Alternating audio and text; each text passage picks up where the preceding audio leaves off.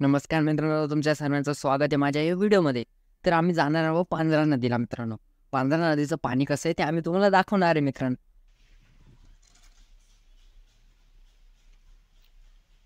नदी बघायला.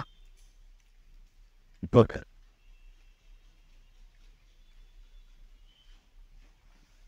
नदी बघूया. नदीला भरपूर पाणी आलेलं आहे.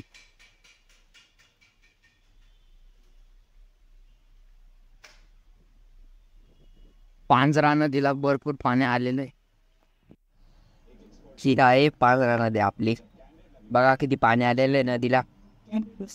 तर मित्रांनो, मी आता तुम्हाला इथलं एक सिक्रेट सांगतोय.